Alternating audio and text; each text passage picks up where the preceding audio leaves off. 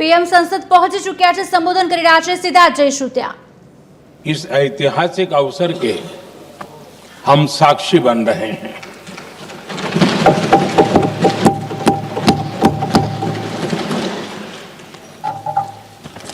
एक ऐसा कालखंड जो हमारे सामने इतिहास की अनगिनत घटनाओं को अपने सामने लेकर के आता है। ये चर्चा सदन की प्रतिबद्धता को तो प्रकट करेगी, लेकिन आने वाली पीढ़ियों के लिए भी, दर पीढ़ी के लिए भी ये शिक्षा का कारण बन सकती है अगर हम सब मिलकर के इसका सदुपयोग करें तो। आदरणीय अध्यक्ष जी, एक ऐसा कालखंड है जब इतिहास के कई प्रेरक अध्याय फिर से हमारे सामने उजागर हुए हैं। अभी अभी हमने हमारे संविधान के 75 वर्ष गौरवपूर्व मनाए हैं। आज देश सरदार वल्लभ भाई पटेल की और भगवान बिरसा मुंडा की 150वीं जयंती भी मना रहा है। और अभी अभी हमने गुरु तेग बहादुर के 350वां बलिदान दिवस भी मनाया। और आज हम वंदे मातरम की 150 वर्ष निमित्त सदन की एक सामूहिक ऊर्जा को, उसकी अनुभूति करने का प्रयास कर रहे हैं। वंदे मातरम 150 वर्ष की यात्रा अनेक पड़ावों से गुजरी है, लेकिन आदरणीय अध्यक्ष जी, वंदे मातरम का जब 50 वर्ष हुए तब देश गुलामी में जीने के लिए मजबूर था। और वंदे मातरम के 100 साल हुए तब देश आपातकाल की जंजीरों में जकड़ा हुआ था।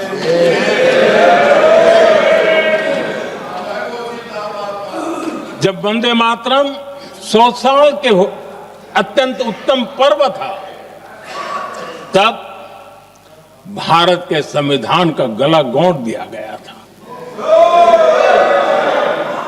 जब वंदे मातरम 100 साल का हुआ, तब देशभक्ति के लिए जीने मरने वाले लोगों को जेल के सलाखों के पीछे बंद कर दिया गया था। जिस वंदे मातरम के गीत ने देश को आजादी की ऊर्जा दी थी, उसके जब 100 साल हुए तो दुर्भाग्य से एक काला कालखंड हमारे इतिहास में उजागर हो गया। हम लोकतंत्र के गिरोह में थे।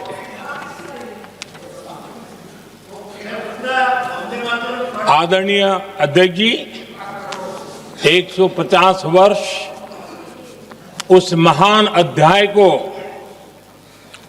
उस गौरव को पुनः स्थापित करने का अवसर है। और मैं मानता हूं सदन ने भी और देश ने भी इस अवसर को जाने नहीं देना चाहिए। यही वंदे मातरम है जिसने 1947 में देश को आजादी दिलाई। स्वतंत्रता संग्राम का भावात्मक नेतृत्व इस वंदे मातरम के जयघोष में था। आदरणीय अध्यक्ष जी, आपके समक्ष आज जब मैं वंदे मातरम 150 निमित्त चर्चा के लिए आरंभ करने खड़ा हुआ हूं। यहां कोई पक्ष प्रतिपक्ष नहीं है, क्योंकि हम सब यहां जो बैठे हैं एक्चुअली हमारे लिए रण स्वीकार करने का अवसर है कि जिस वंदे मातरम के कारण लक्षावधि लोग आजादी का आंदोलन चला रहे थे और उसी का परिणाम है कि आज हम सब यहां बैठे हैं। और इसलिए हम सभी सांसदों के लिए, हम सभी जनप्रतिनिधियों के लिए वंदे मातरम के रण स्वीकार करने का ये पावन पर्व है।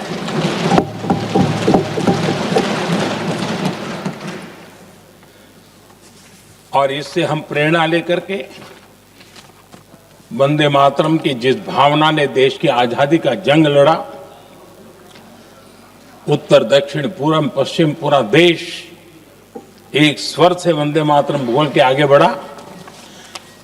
फिर से एक बार अवसर है कि आओ हम सब मिल के चले, देश को साथ लेके चले। आजादी के दीवानों ने जो सपने देखे थे उन सपनों को पूरा करने के लिए वंदे मातरम 150 हम सबकी प्रेरणा बने, हम सबकी ऊर्जा बने और देश आत्मनिर्भर बने। 2047 में विकसित भारत बना करके हम रहे, इस संकल्प को दोहराने के लिए ये वंदे मातरम हमारे लिए एक बहुत बड़ा अवसर है। आदरणीय अध्यक्ष जी, दादा तबीयत तो ठीक है ना? नहीं, कभी कभी इस उम्र में हो जाता है। आदरणीय अध्यक्ष जी, वंदे मातरम की इस यात्रा की शुरुआत बंकिम चंद्र जी ने 1875 में की थी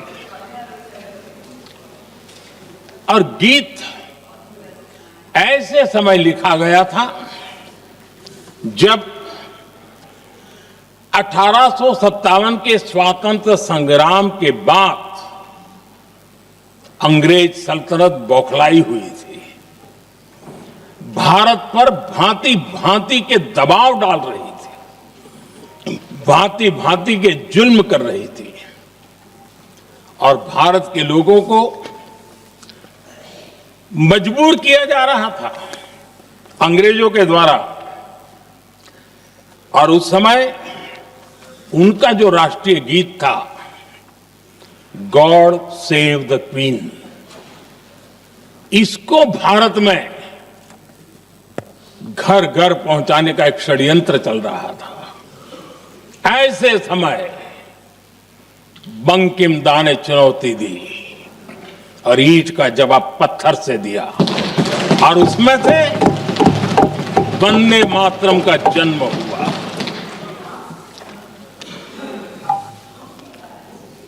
इसके कुछ वर्ष बाद 1882 में जब उन्होंने आनंद मठ लिखा तो इस गीत का उसमें समावेश किया गया। आदरणीय अध्यक्ष जी, वंदे मातरम ने उस विचार को पुनर्जीवित किया था जो हजारों वर्ष से भारत की रग रग में रचा बसा था। उसी भाव को, उसी संस्कारों को, उसी संस्कृति को, उसी परंपरा को उन्होंने बहुत ही उत्तम शब्दों में, उत्तम भाव के साथ वंदे मातरम के रूप में हम सबको बहुत बड़ी सौगात दी थी। वंदे मातरम ये सिर्फ केवल राजनीतिक आजादी की लड़ाई का मंत्र नहीं था। सिर्फ हम अंग्रेज जाए और हम खड़े हो जाए, अपने राह पर चले, इतने मात्र तक वंदे मातरम प्रेरित नहीं करता था, उससे कहीं आगे था।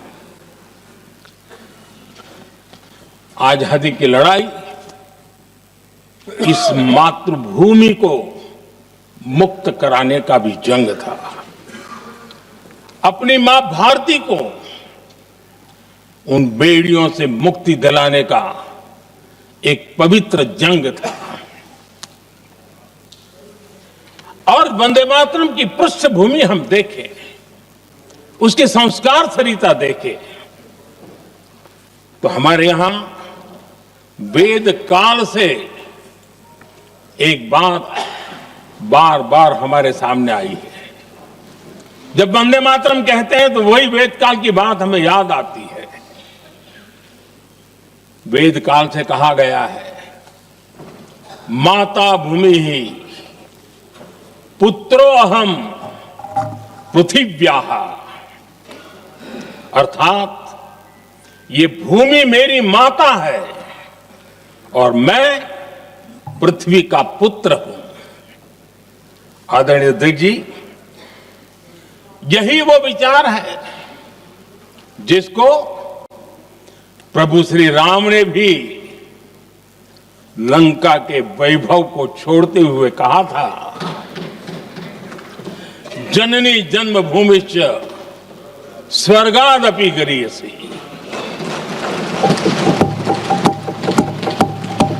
वंदे मातरम यही महान सांस्कृतिक परंपरा का एक आधुनिक अवतार है।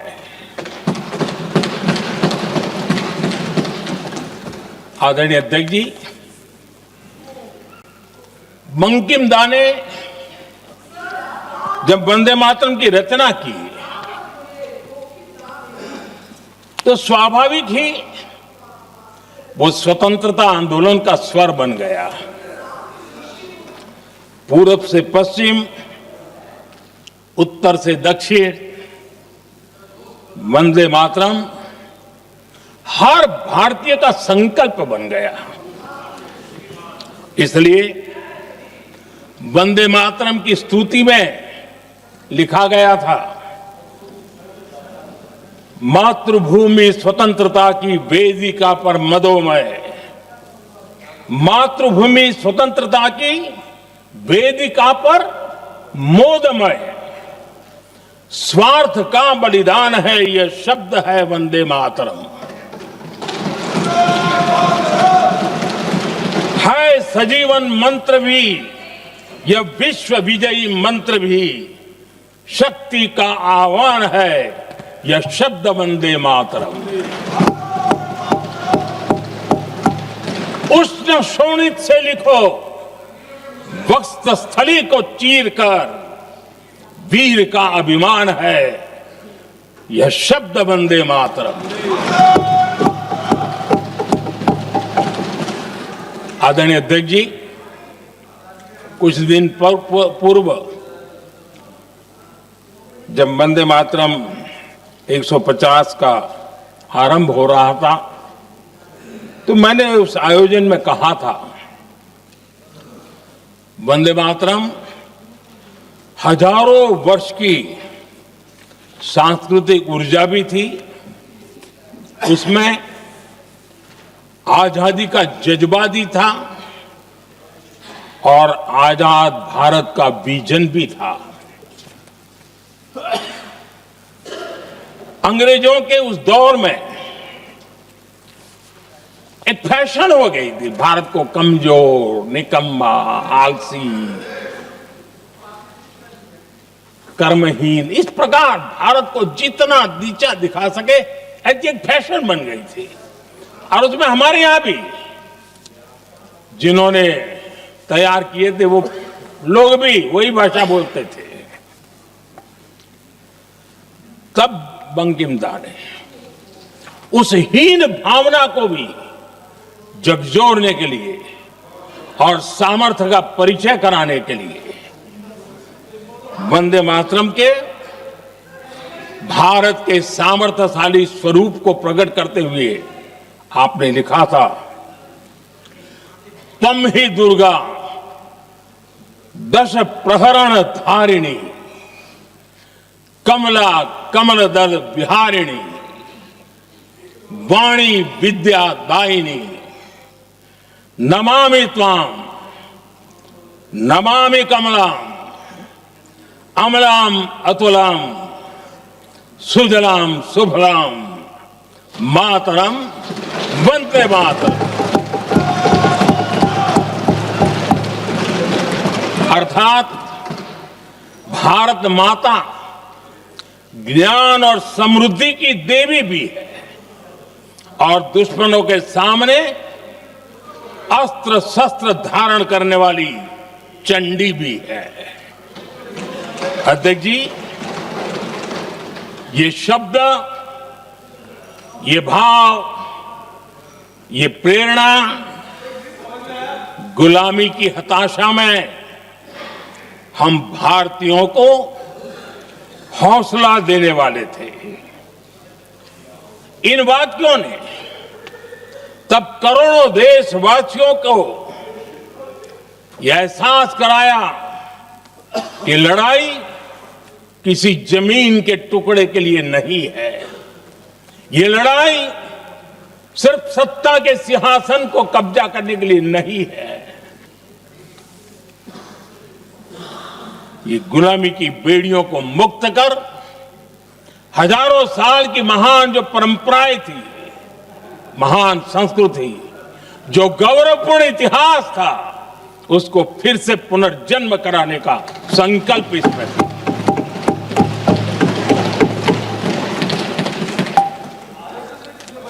आदरणीय अध्यक्ष जी,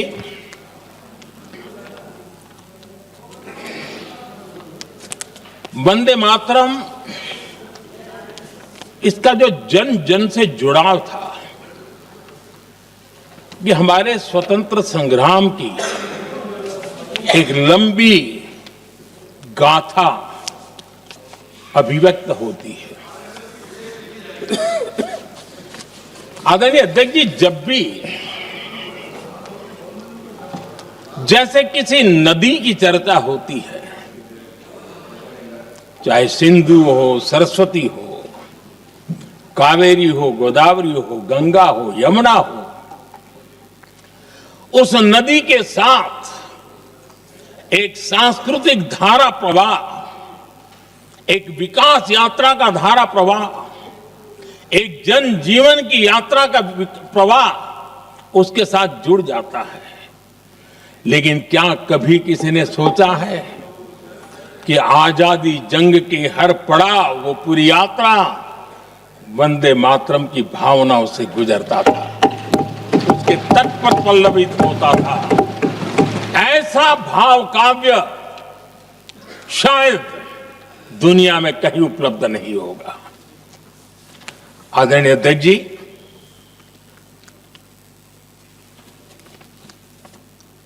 अंग्रेज समझ चुके थे कि 1857 के बाद लंबे समय तक भारत में टिकना उनके लिए मुश्किल लग रहा था। और जिस प्रकार से वो अपने सपने लेकर के आए थे, तब उनको लगा कि जब तक भारत को बांटेंगे नहीं, जब तक भारत को टुकड़ों में नहीं बांटेंगे, भारत में ही लोगों को एक दूसरे से लड़ाएंगे नहीं, तब तक यहां राज करना मुश्किल है। और अंग्रेजों ने बांटो और राज करो इस रास्ते को चुना और उन्होंने बंगाल को इसकी प्रयोगशाला बनाया, क्योंकि अंग्रेज भी जानते थे वो एक वक्त था जब बंगाल का बौद्धिक सामर्थ्य देश को दिशा देता था, देश को ताकत देता था, देश को प्रेरणा देता था। और इसलिए अंग्रेज भी चाहते थे कि बंगाल का ये जो सामर्थ्य है वो पूरे देश की शक्ति का एक प्रकार से केंद्र बिंदु है। और इसलिए अंग्रेजों ने सबसे पहले बंगाल के टुकड़े करने की दिशा में काम किया और अंग्रेजों का मानना था कि एक बार बंगाल टूट गया तो ये देश भी टूट जाएगा और वो यावत चंद्र दिवाकरो राज करते रहेंगे, ये इनकी सोच थी। 1905 में अंग्रेजों ने बंगाल का विभाजन किया, लेकिन जब अंग्रेजों ने 1905 में ये पाप किया तो वंदे मातरम चट्टान की तरह खड़ा रहा। बंगाल की एकता के लिए वंदे मातरम गली गली का नाद बन गया था और वही नारा प्रेरणा देता था। अंग्रेजों ने बंगाल विभाजन के साथ ही भारत को कमजोर करने के बीच और अधिक बोने की दिशा पकड़ ली थी, लेकिन वंदे मातरम एक स्वर एक सूत्र के रूप में अंग्रेजों के लिए चुनौती बनता गया और देश के लिए चट्टान बनता गया। आदरणीय अध्यक्ष जी, बंगाल का विभाजन तो हुआ, लेकिन एक बहुत बड़ा स्वदेशी आंदोलन खड़ा हुआ और तब वंदे मातरम हर तरफ गूंज रहा था। अंग्रेज समझ गए थे कि बंगाल की धरती से निकला बंकिम दा का ये भाव सूत्र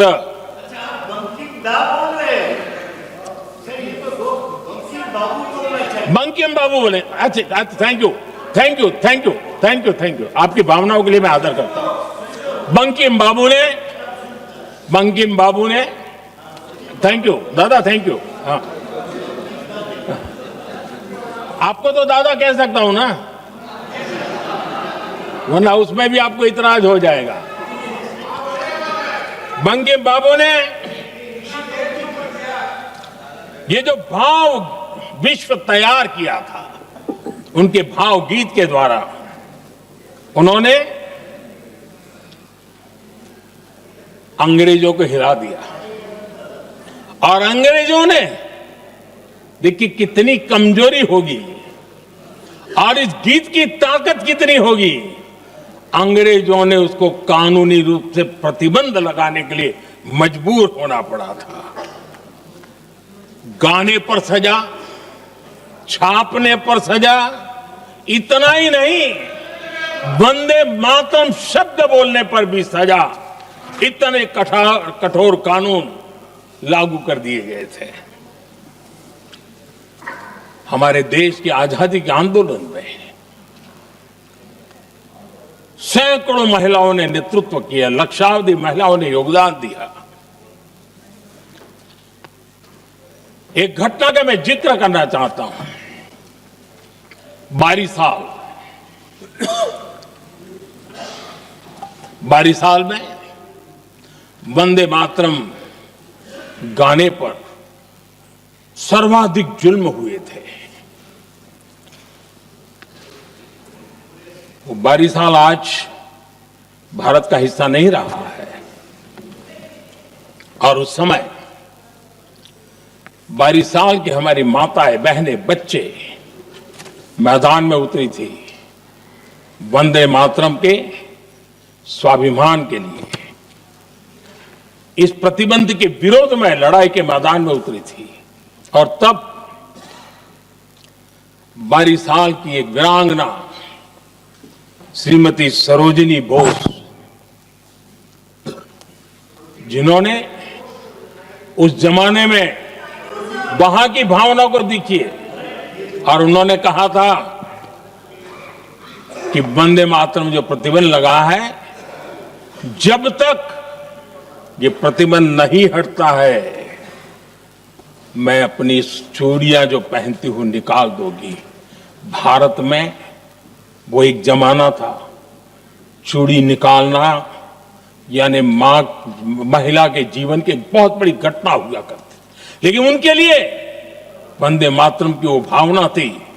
उन्होंने अपनी सोने की चूड़ियां,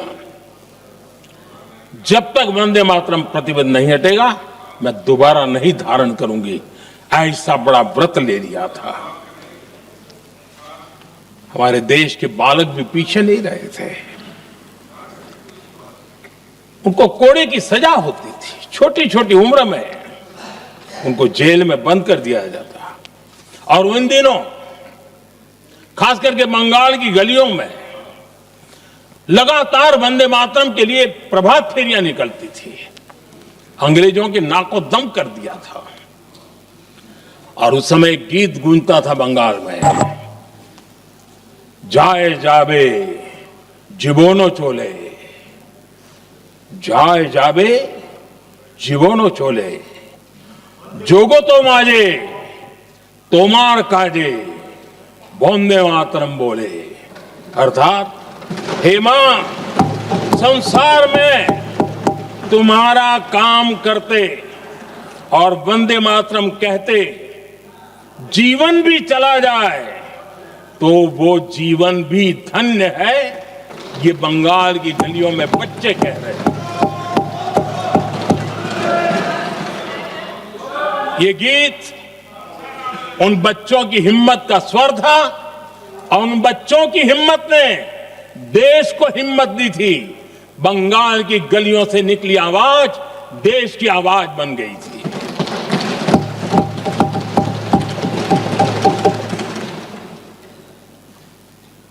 उन्नीस 1905 में फरीदपुर के गांव में बहुत छोटी छोटी उम्र के बच्चे जब वंदे मातरम के नारे लगा रहे थे, अंग्रेजों ने बेरहमी से उन पर कोड़े मारे थे। यानी एक प्रकार से जीवन और मृत्यु के बीच लड़ाई लड़ने के लिए मजबूर कर दिया था। इतना अत्याचार हुआ था। 1906 में नागपुर में नील सिटी हाई स्कूल के उन बच्चों पर भी अंग्रेजों ने ऐसे ही जुल्म किए थे। गुनाह यही था कि वो एक स्वर से वंदे मातरम बोल करके खड़े हो गए थे। उन्हें वंदे मातरम के लिए मंत्र का महात्म्य अपनी ताकत से सिद्ध करने का प्रयास किया था। हमारे जांबाज सपूत बिना किसी डर के फांसी के तख्त पर चढ़ते थे और आखिरी सांस तक वंदे मातरम, वंदे मातरम, वंदे मातरम, यही उनका भाव घोष रहता था। खुदीराम बोस, मदनलाल ढींगरा, राम प्रसाद बिस्मल, अशफाक उल्लाह खान, रोशन सिंह, राजेंद्र नाथ लाहिड़ी, रामकृष्ण विश्वास, अनगिनत जिन्होंने वंदे मातरम कहते कहते फांसी के फंदे को अपने गले पर लगाया था। लेकिन देखिए, ये अलग अलग जेलों में होता था, अलग अलग इलाकों में होता था। प्रक्रिया करने वाले चेहरे अलग थे, लोग अलग थे। जिन पर जुल्म हो रहा था उनकी भाषा भी अलग थी। लेकिन एक भारत श्रेष्ठ भारत, इन सब का मंत्र एक ही था, वंदे मातरम।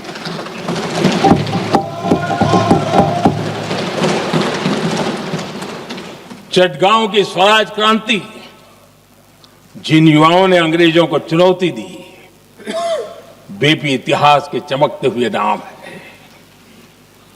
हरगोपाल बाग, पुलिन विकास घोष, त्रिपुर सेन, इन सब ने देश के लिए अपना बलिदान दिया। मास्टर सूर्यसेन को 1934 में जब फांसी दी गई, तब उन्होंने अपने साथियों को एक पत्र लिखा और पत्र में एक ही शब्द की गूंज थी और वो शब्द था वंदे मातरम।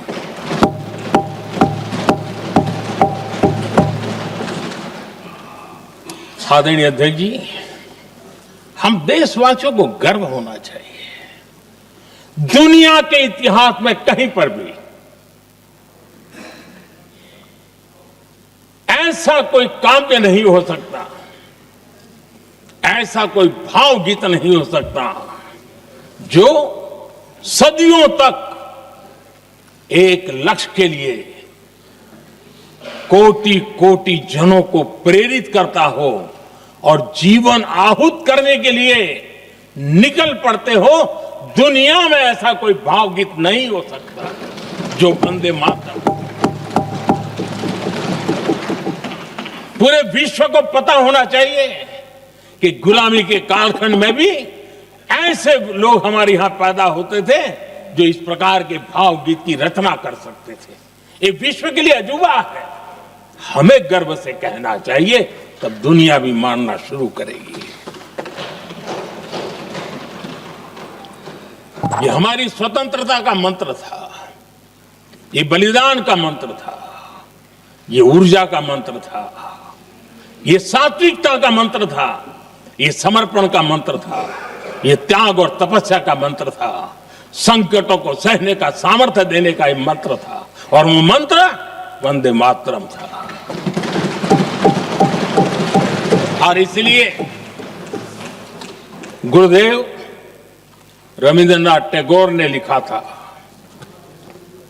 उन्होंने लिखा था, एकी सूत्रे बांधी आछी सोहोस्टोटी मौन, एक ही कार्य सौंपी आची सहस्त्र जीवन वंदे मातरम। अर्थात एक सूत्र में बंधे हुए सहस्त्र मन, एक ही कार्य में अर्पित सहस्त्र जीवन वंदे मातरम। ये रविंद्रनाथ टैगोर जी ने लिखा। आदरणीय अध्यक्ष जी, उसी कालखंड में वंदे मातरम की रिकॉर्डिंग दुनिया के अलग अलग भागों में पहुंची और लंदन में जो क्रांतिकारियों की एक प्रकार से तीर्थ भूमि बन गया था, वो लंदन का इंडिया हाउस, वीर सावरकर जी ने वहां वंदे मातरम गीत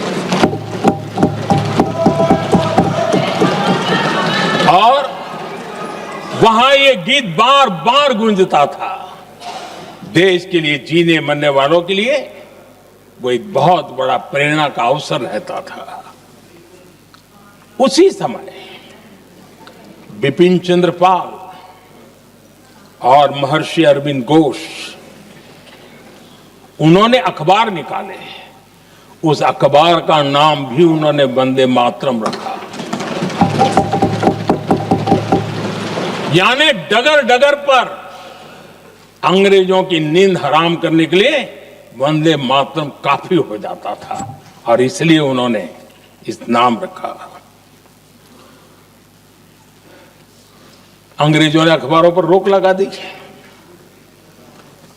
तो मैडम भिकाजी कामा ने पेरिस में एक अखबार निकाला और उसका नाम उन्होंने वंदे मातरम रखा।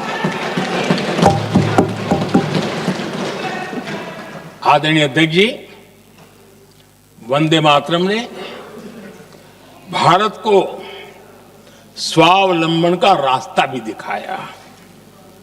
उस समय माचिस की डिबिया, मैच बॉक्स, वहां से लेकर के बड़े बड़े शिप, उस पर भी वंदे मातरम लिखने की परंपरा बनी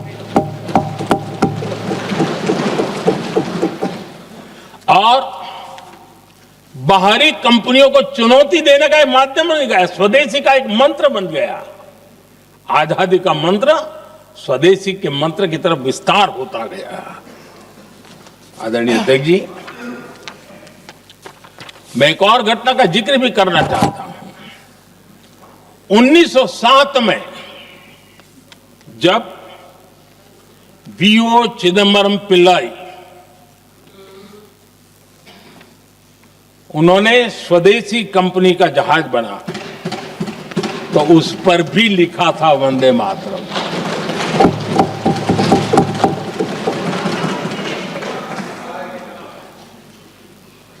राष्ट्र कवि सुब्रमण्य भारती ने वंदे मातरम को तमिल में अनुवाद किया, स्तुति गीत लिखे। उनके कई तमिल देशभक्ति गीतों में वंदे मातरम की श्रद्धा साफ साफ नजर आती है। शायद सभी लोगों को, हो सकता है तमिलनाडु के लोगों को पता हो, लेकिन सभी लोगों को ये बात का पता ना हो कि भारत का ध्वज गीत वी सुब्रमण्यम भारती ने ही लिखा था।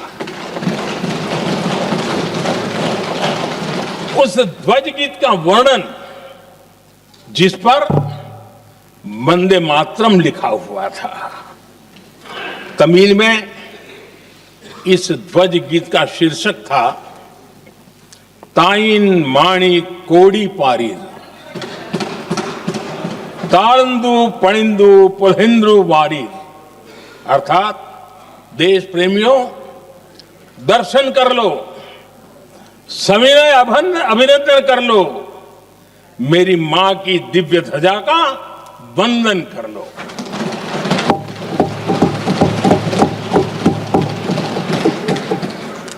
आदरणीय अध्यक्ष महोदय, मैं आज इस सदन में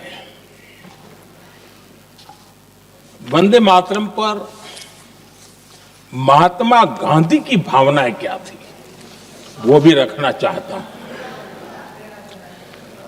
दक्षिण अफ्रीका से प्रकाशित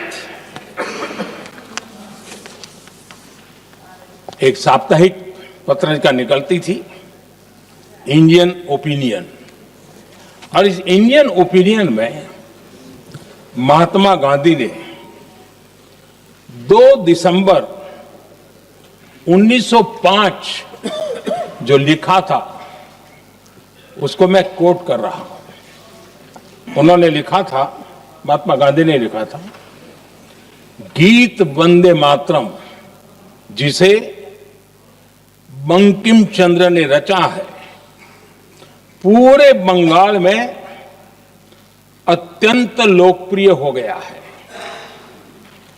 स्वदेशी आंदोलन के दौरान बंगाल में विशाल सभाएं हुई जहां लाखों लोग इकट्ठा हुए और बंकिम का यह गीत गाया। गांधी जी आगे लिखते हैं, ये बहुत महत्वपूर्ण है। वो लिखते हैं, ये 1905 की बात है, उन्होंने लिखा, यह गीत इतना लोकप्रिय हो गया है जैसे ये हमारा नेशनल एंथम बन गया है।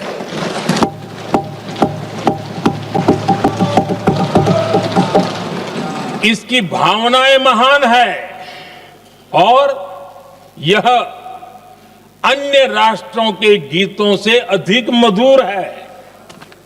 इसका एकमात्र उद्देश्य हम में देशभक्ति की भावना जगाना है।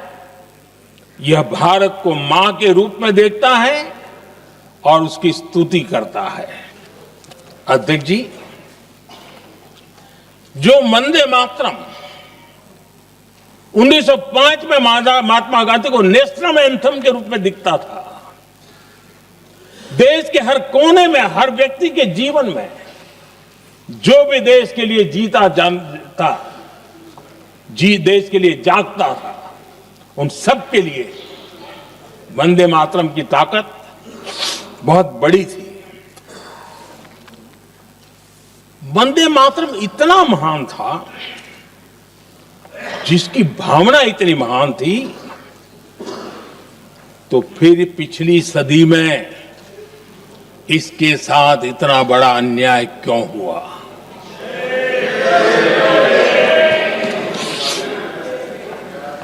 वंदे मातरम के साथ विश्वासघात क्यों हुआ?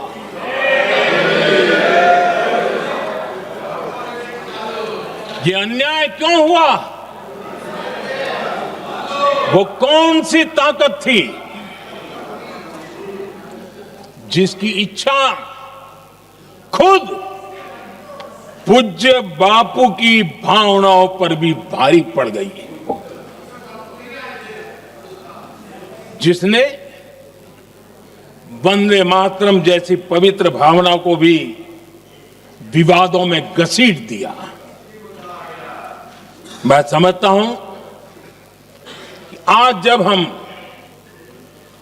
वंदे मातरम के 150 वर्ष का पर्व मना रहे हैं, चर्चा कर रहे हैं, तो हमें उन परिस्थितियों को भी हमारी नई पीढ़ियों को जरूर बताना हमारा दायित्व है,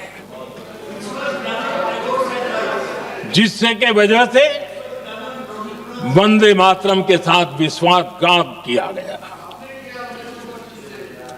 वंदे मातरम के प्रति मुस्लिम लीग की विरोध की राजनीति तेज होती जा रही थी। मोहम्मद अली जिन्ना ने लखनऊ से 15 अक्टूबर 1937 को वंदे मातरम के विरुद्ध का नारा बुलंद किया।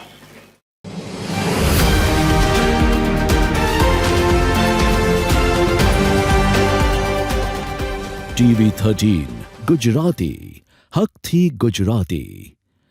अदिव्य ज्योति भारतीय संस्कृतिની દિવ્યતા। मैंने वंदे मातरम गीत का बैकग्राउंड पढ़ा है।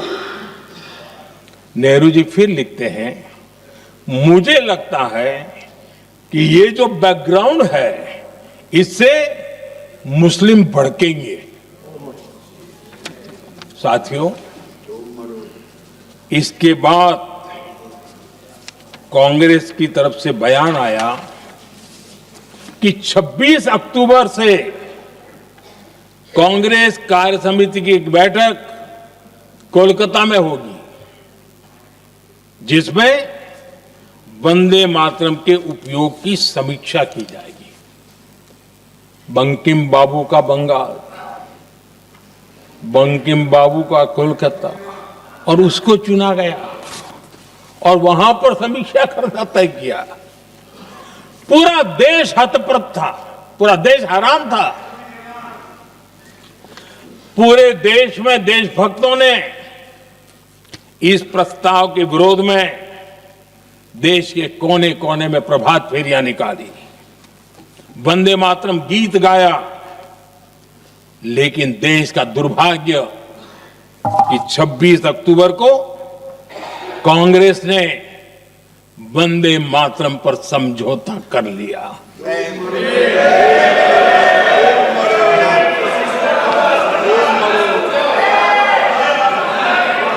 वंदे मातरम के टुकड़े करने के फैसले में वंदे मातरम के टुकड़े कर दिए। उस फैसले के पीछे नकाब ये पहना गया, चोला ये पहना गया। ये तो सामाजिक सद्भाव का काम है। लेकिन इतिहास इस बात का गवाह है कि कांग्रेस ने मुस्लिम लीग के सामने घुटने टेक दिए और मुस्लिम लीग के दबाव में किया। और कांग्रेस का ये तुष्टीकरण की राजनीति को साधने का एक तरीका था। आदरणीय अध्यक्ष जी, तुष्टीकरण की राजनीति के दबाव में कांग्रेस वंदे मातरम के बंटवारे के लिए झुकी। इसलिए कांग्रेस को एक दिन भारत के बंटवारे के लिए झुकना पड़ा।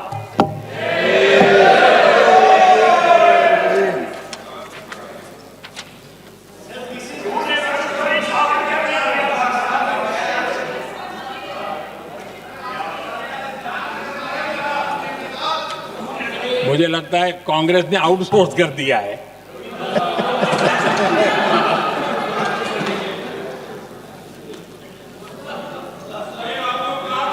दुर्भाग्य से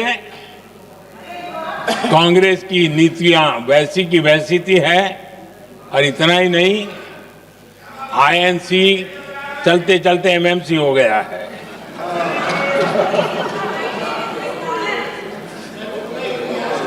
आज भी कांग्रेस और उसके साथी और जिन जिन के नाम साथ कांग्रेस जुड़ा हुआ है, सब वंदे मातरम पर विवाद खड़ा करने की कोशिश करते हैं। आदरणीय अध्यक्ष महोदय, किसी भी राष्ट्र का चरित्र, उसकी जीवटता, उसके अच्छे कालखंड से ज्यादा जब चुनौतियों का कालखंड होता है, जब संकटों का कालखंड होता है, तब प्रकट होती है, उजागर होती है और सच्चे अर्थ में कसौटी से कसी जाती है। जब कसौटी का काल आता है, तब ही ये सिद्ध होता है कि हम कितने दृढ़ हैं, कितने सशक्त हैं, कितने सामर्थ्यवान हैं। 1947 में देश आजाद होने के बाद देश की चुनौतियां बदली, देश की प्राथमिकताएं बदली, लेकिन देश का चरित्र, देश की जीवटता वही रही, वही प्रेरणा मिलती रही। भारत पर जब जब संकट आए, देश हर बार वंदे मातरम की भावना के साथ आगे बढ़ा।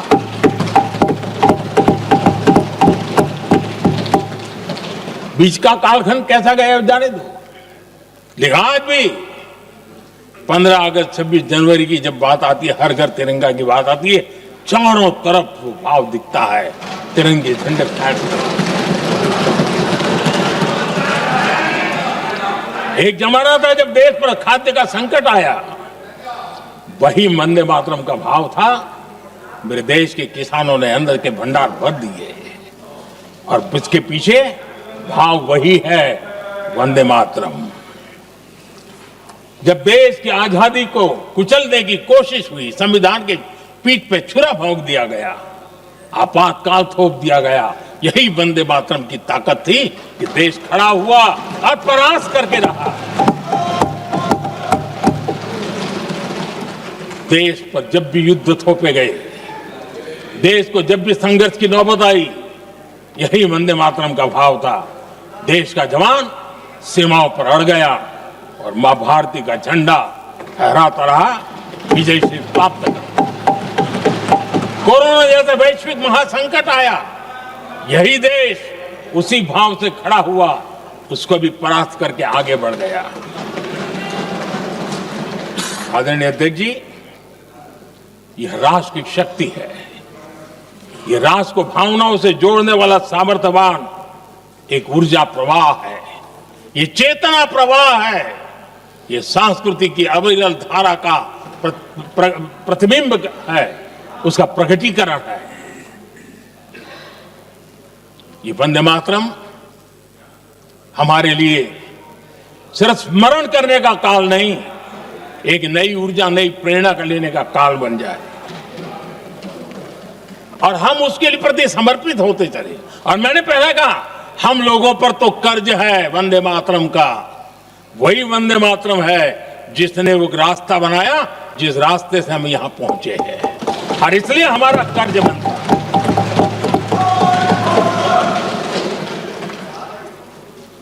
भारत हर चुनौतियों को पार करने में सामर्थ्य है।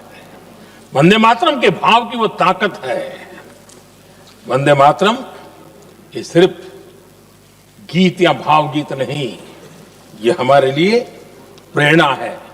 राष्ट्र के प्रति कर्तव्यों के लिए हमें झकझोरने वाला काम है और इसलिए हमें निरंतर इसको करते रहना होगा। हम आत्मनिर्भर भारत का सपना लेकर के चल रहे हैं, इसको पूरा कर रहा है।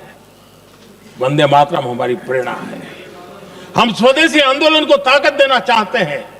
समय बदला होगा, रूप बदले होंगे, लेकिन पूज्य गांधी ने जो भाव व्यक्त किया था उस भाव की ताकत आज भी मौजूद है और वंदे मातरम हमें जोड़ता है।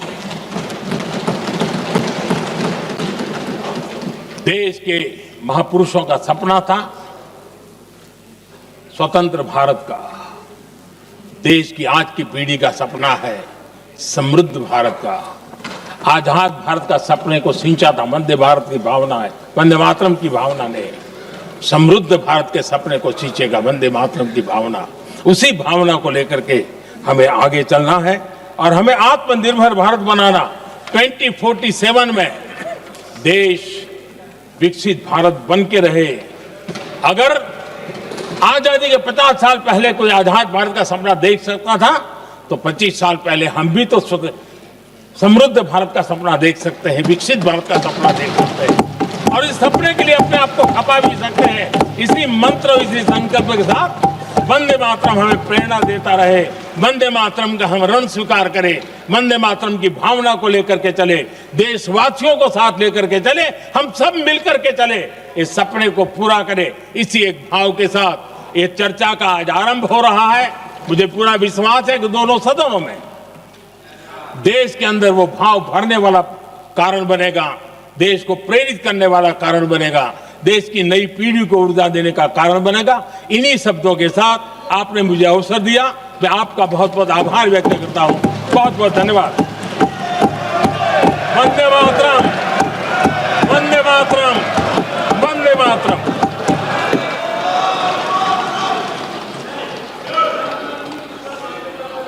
श्री गौरव गोगोई।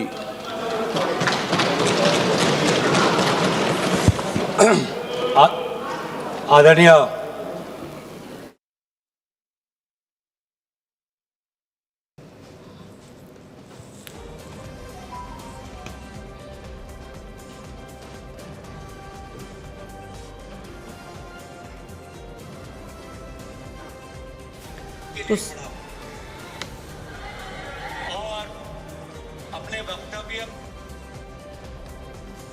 તો સંસદમાં આજે વંદે માતરમ પર પીએમ મોદી સંબોધન કર્યું।